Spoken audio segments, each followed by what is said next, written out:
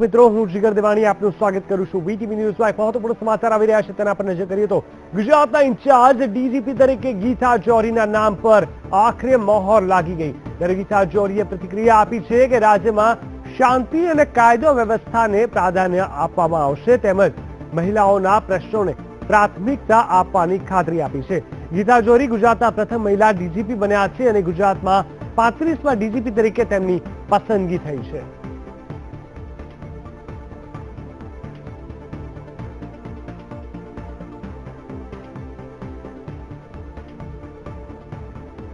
રહેશે કે મહિલાઓની પ્રશ્નોના પહેલા મારા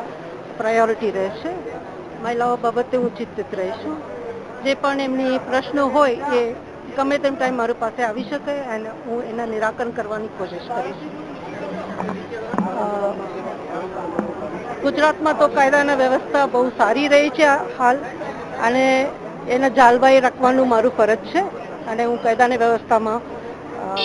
વિશેષ કામગીરી કરીશું કે કાયદાની વ્યવસ્થા સારી રીતે રહે અને આપણા જે પ્રજા છે એ તો ગમે તે ટાઈમ રાતમાં પણ આપણા પ્રજા તો ફરે છે મારા પહેલા ચિંતા તો મહિલાની રહેશે તો એ સ્વાભાવિક છે તો મહિલાઓની જે પણ પ્રશ્નો છે એ હલ કરવાનો મારા પ્રાથમિકતા રહેશે બીજું કે કાયદાની વ્યવસ્થા બાબતે હું ચિંતિત રહીશ કાયદા અને વ્યવસ્થા તો ગુજરાતમાં સારી જ છે અને એ રીતે જાળવાઈ રહી એ મારું ફરજ રહેશે ઇલેક્શન પણ નજીક આવી રહ્યા છે એટલા માટે વધારે ઇલેક્શન દરમિયાન વધારે બંદોબસ્ત હોય વીઆઈપી બંદોબસ્ત હોય વિઝિટ હોય એ તમામને બંદોબસ્ત રાખવાનું અને જવાનું મારા જવાબદારી રહેશે પણ ટીમ વર્કથી હું કામ કરીશું મારા આખા ટીમ બહુ સારી ટીમ છે અને મારા ટીમની મદદથી હું જરૂર આ ફરજ પૂરો કરીશ પોલીસના પણ ઘણા બધા પ્રશ્નો રહેતા છે પોલીસના પ્રશ્નો આપણે કેવી રીતે સોલ્વ આઉટ કરીશું પોલીસના પ્રશ્નો હું આવાસમાં છું હાલ તો આવાસની તો હું પ્રશ્નો સોલ્વ કરવાની 4-5 વર્ષથી ટ્રાય કરું છું અને ઘણા બધા નવા પોલીસ સ્ટેશનો પણ બનાવેલા છે તમામ સુવિધાઓ સાથે ટેકનોલોજીના રૂપે પણ સારી પોલીસ સ્ટેશનો છે અને તમામ સુવિધાઓ છે આજની પોલીસ સ્ટેશનમાં અને મકાનો પણ હું વધારે પોલીસના માણસો માટે મકાનો બનાવવાની પણ કોશિશ કરેલા જ છું અને આ વર્ષે પણ 6000 જેટલા મકાનો અમે પોલીસ માટે બનાવવાના છીએ અને હવે જે 17,000 રિક્રુટમેન્ટ સીએમ સાહેબે અનાઉન્સ કરી કે મહિનાની એન્ડે કરવાનું છે તો એટલે વધારે આવાસોની જરૂરત પડશે એ પણ પૂરો કરવાની કોશિશ કરીશું તમે મહિલા તરીકે આવ્યા છો સાથે 50% મહિલા અનામત પીએસઆઈમાં પણ આપવામાં આવે છે ત્યાંથી તમને કેટલો ફાયદો થશે ફાયદો તો થશે કેમ કે આપણા જે મહિલા વસ્તી છે ગુજરાતમાં એ તમામ માટે જેટલા વધારે મહિલાઓ હોય એ તો સારી રીતે એ લોકોની પ્રશ્નો નિરાકરણ કરી શકાય એટલે વધારે મહિલા પોલીસમાં હોય તો આ સ્ત્રીઓને મહિલાઓને અપ્રોચ કરવા માટેની કોઈ ખીચાગત ના થાય તાત્કાલિક અપ્રોચ કરી શકાય અને પોતાનો પ્રશ્નને એમને કહી શકાય